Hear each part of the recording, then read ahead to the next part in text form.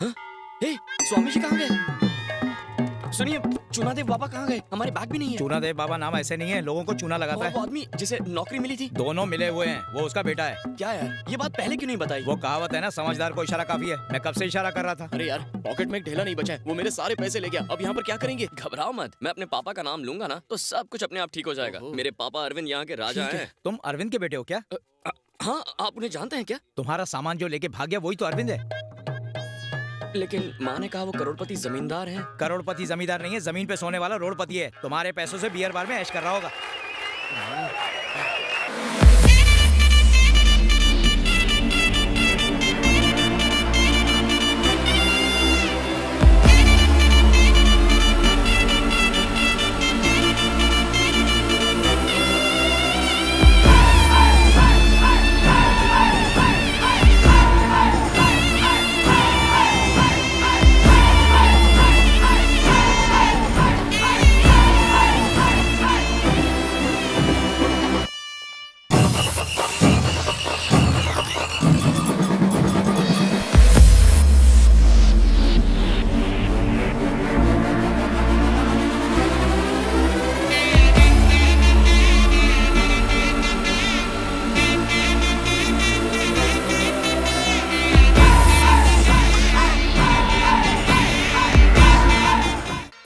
पिछले 2 दिनों से लग रहा था कि कुछ अच्छा होने वाला है, लेकिन मुझे मेरा बेटा मिल जाएगा यह सोचा भी नहीं था। अफसोस यह है कि तुम्हारी माँ अपने दूसरे बेटे से तो मिलना चाहती थी, लेकिन अपने पति से नहीं मिलना चाहती। मेरी माँ तो क्या, कोई भी औरत धोखेबाज पति से नफरत ही करेगी ना। क्या धोखा दिया मैंने? क्यों? शादी से पहले आपका एक लड़की के साथ चक्कर था, ये बात माँ से छुपाकर आपने उनसे शादी कर ली। किसने किसे धोखा दिया ये बात सिर्फ मैं जानता हूँ। बिना किसी गलती के मैंने जिंदगी में सब कुछ खो दिया। कसम खा के कहता हूँ, मैंने तुम्हारी माँ के साथ बेवफाई नहीं की। मैं उससे बहुत प्यार करता हूँ। मैं बचपन में ही अनाथ हो गया था। मेरे पिताजी के दोस्त ने ही मुझे अपने बेटे की तरफ पाला।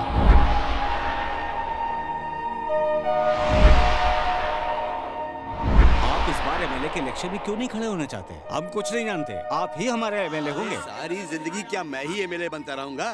मेरे स्वर्गीय बिजनेस पार्टनर के बेटे को भी तो मौका दो। अंकल, मुझे पॉलिटिक्स में कोई दिलचस्पी नहीं है। मैं एमएलए वगैरह बिल्कुल नहीं बनना चाहता हूँ।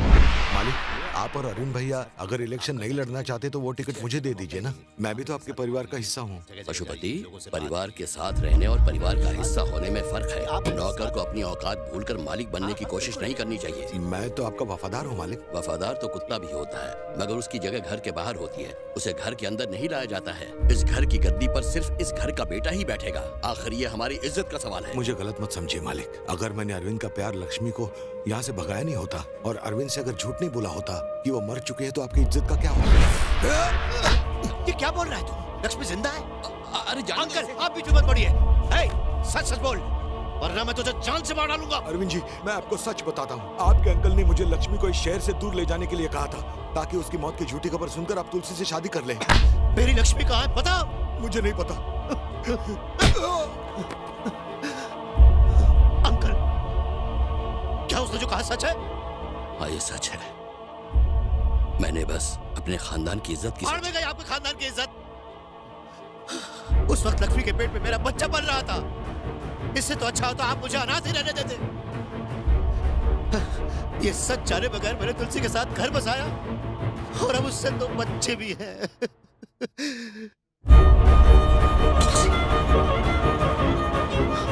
तुलसी जी, मेरे साथ रहते हुए भी किसी और के बारे में सोचते रहे। तुलसी, रुक जाओ। मैंने जो भी किया तुम्हारे भले के लिए किया। हट जाइए। चलो यहाँ से जाओ। तुलसी, तुलसी,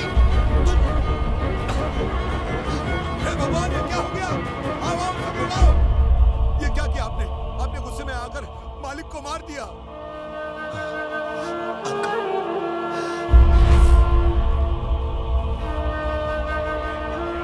तुलसी जी अपने बड़े बेटे को स्कूल से लेकर गांव छोड़कर चली गई। छोटा बेटा उस वक्त स्कूल में नहीं था, इसलिए वो उसे घर पर ही छोड़कर चली गई।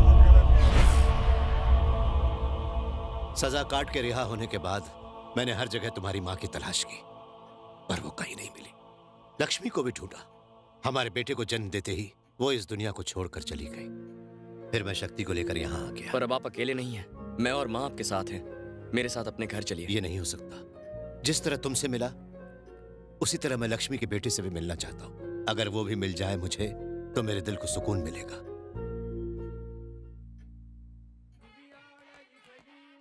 ए, कहाँ जा रहे हो? मैं चला अपने घर। नहीं नहीं, पागल हो क्या? चलो। अरे कहा ना चलो। मैं नहीं आऊंगा। चलो पैक बनाओ। ये सब क्या हो रहा है? आप बस एंजॉय करो। तू बनाना। गिलास उठा। सब एक साथ चीयर्स करेंगे। किस बात की खुशी मना रहे हो? लक्ष्मी का बेटा मिल गया ना। चीयर्स। ये क्या कह रहे हो तुम? कौन है? नहीं है। कहाँ है? आपके सामने। ये लक्ष्मी का बेटा है? मुझे भी शक था। शक दूर करने के लिए मैंने इससे पैक बनवाया। और पापा, पहले लोग शराब डालते हैं फिर पानी मिलाते हैं ना? हाँ। लेकिन आप पैक कैसे बनाते हैं? पहले ग्लास में पानी डालते हैं फिर शराब मिक्स करते हैं। हमारी चीज एक जैसी है, इसीलिए हमने भी पैक वैसे ही बनाया और शक्ति ने भी वैसे ही पैक बनाया। तुम तो मेरे जैसा ही पैक बनाते हो। तभी मुझे लगा कि शायद ये भी मेरा ही भाई है। फिल्मों में गाना गाकर भाइयों को मिलते देखा था, शराब पी के भाइयों को मिलते पहली बार देखा है। मुझे माफ कर देना बेटा, ये सब जाने अनजाने में हो गया। ये क्या बेटा? ये चाकू किस लिए रखा है? आपको मारने के लिए। संजय की माँ की बातों से मैं समझ गया था कि आप ही मेरे पिता हैं। माँ को धोखा देने वाले आदमी को मारने के इरादे से ही मैं यहाँ आया था, लेकिन यहाँ आने के बाद पता चला कि सच्चाई क्या है। मुझे मारने आए थे? ए, तू तो पागल है। मुझे भूल गए। पापा, अंकल की प्रॉपर्टी का एक बड़ा हिस्सा तो आपके पापा का था ना? हाँ। जेल जाने के बाद उस जायदाद का क्या हुआ? सब अंकल की बेटियों के नाम कर दिया। अंकल की बेटियां हैं? 3 बेटियां हैं। अंकल को बेटी की चाहत थी, इसलिए मन्नत मांगी थी कि बेटी होगी तो मेरा मुंडन कराएंगे। फिर क्या था, मन्नत पे मन्नत पूरी होती गई और बेटियों की हैट्रिक लग गई और मेरा मुंडन होता रहा। इस बात की खुन्नस निकालने के लिए मैं उनको चिढ़ाया करता था और खूब टांग खींचा करता था। इसी वजह से वो मुझसे नफरत करने लगी। फिर मैंने एक फिल्म देखी, सिस्टर इंडिया। उसमें भाई बहन के प्यार को दिखाया गया था। फिल्म में उस प्रेम को देखकर मुझे बहुत पछतावा हुआ। उस दिन से मैंने उन्हें बड़े ही नाजों से पाल पोस कर बड़ा किया। उनके मुझसे दूर हो जाने के डर से उनकी शादी 3 ऐसे गरीब लड़कों से करवाई जो घर जमाई बनने को तैयार थे। मेरी बहनों को ये बात जरा नहीं भाई। उसके ऊपर जब अंकल की मौत का जिम्मेदार भी मुझे ठहराया गया तो उन तीनों ने घर छोड़ने का फैसला ले लिया। उन्हें ऐसा करने से रोकने के लिए मैंने पूरी जायदाद उनके नाम कर दी और इसे लेकर यहाँ आ गया। लेकिन अब तुम तीनों जो मुझे मिल गए हो तो मुझे लगता है कि आवेश में लिया गया वो फैसला बिल्कुल गलत था। मेरी गलती की सजा मेरे बच्चे क्यों भुगते? तुम लोगों ने आखिर क्या गलती की? इसीलिए मैंने अब एक फैसला लिया है। समझ गया पापा। आप उन तीनों आंटीज को घर से एग्जिट करवाएंगे और उन्हें सीना तान के बताएंगे कि आपको अपने तीनों अनमोल रतन बेटे मिल चुके हैं और उस घर पे हक नहीं हमारा नहीं है। नहीं, मैं चाहता हूँ कि हम चारों उन सबके साथ वन बिग हैप्पी फैमिली की तरह ये रहें। कैसे हो सकता है? हो सकता है बेटा। तुम्हारी तीनों आंटियों को 3 बेटियां हैं। अब यानी कुल मिलाकर 9 बेटियां। अंकल लोग को और कोई काम नहीं था क्या? टोटल 3 बेटियां हैं, समझे ना? उन तीनों लड़कियों से अगर तुम तीनों शादी कर लो तो हा मेरा हमेशा का सपना पूरा हो अरे जाएगा। आप पापा हैं या मैरिज ब्यूरो के एजेंट? और बेटा, अरे आखिर इस सब में हर्जी क्या है? वही तो। जब बना बनाया रिश्ता मिल रहा है तो तुझे क्या टेंशन है? मैं एक लड़की से प्यार करता हूँ, किसी और से शादी कैसे करूँ? मैंने तो किया ना। मेरी कहानी अलग है। दोनों में कोई फर्क नहीं है। अरविंद के बेटे उन्हीं के नक्शे कदम पर चलेंगे ना। हम तीनों भाई उन तीनों लड़कियों से प्यार करेंगे और फिर शादी कर लेंगे, ठीक है ना? तुम दोनों तो हैंडसम लगते हो। तुम दोनों की गोटी तो फिट हो जाएगी, लेकिन मुझ तीसरे गोटिए का क्या? अरे यही सब सोचकर तो मैंने एक प्लान बनाया है। बात सुनो, कल इस शहर के सबसे बड़े मंदिर में पहली आरती देकर तुम्हारी आंटियां उत्सव शुरू करेंगी। हर साल ये तीनों अपनी बेटियों के साथ उस मंदिर में जाती हैं। तुम लोग वहाँ जाओ, उन लड़कियों को किडनैप करना और फिर उनसे शादी कर लेना। माँ सही कहती है, आप बुरे इंसान हो। ऐसा करना तो पाप होगा। मैं ये नहीं कर सकता। अरे तू इडियट है। बिछड़े हुए लोगों को मिलाना कोई पाप नहीं होता। तुम तीनों वहाँ जाओगे और उन तीनों से शादी करोगे, वादा करो। हाँ ओके।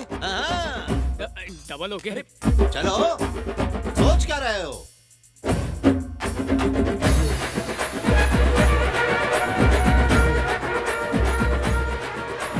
मुझे ये सब ठीक नहीं लग रहा है। ठीक नहीं लग रहा है तो मेकअप अच्छे से कर, वरना पकड़े जाएंगे। मेकअप की नहीं यार, किडनैपिंग की बात करो।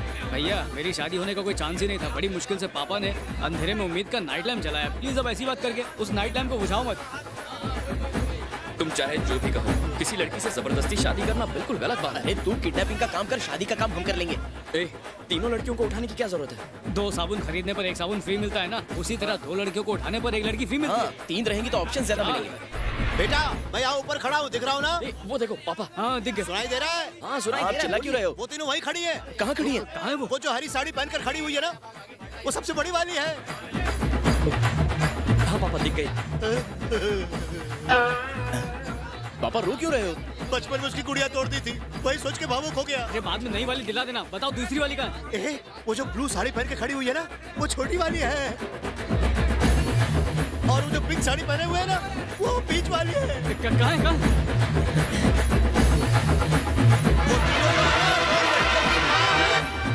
हेलो हेलो क्या लो पापा, पता चल गया ना कौन है? अब इसकी जरूरत नहीं। चलो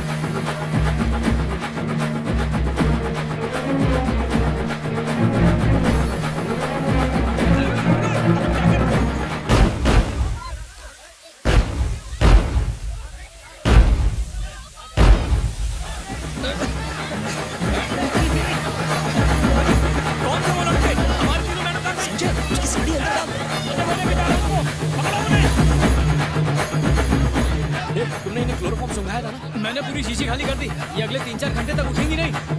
चलो इस तरफ से चलो, रास्ता साफ।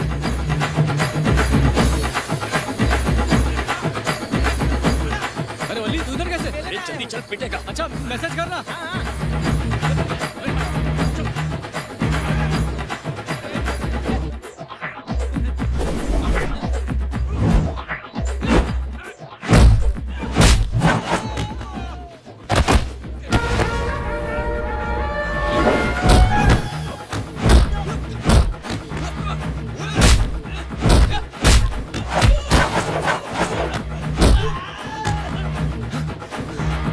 अब क्या करें? हम तो चारों तरफ से घिर गए हैं। इन्हें छोड़कर भाग चलते हैं।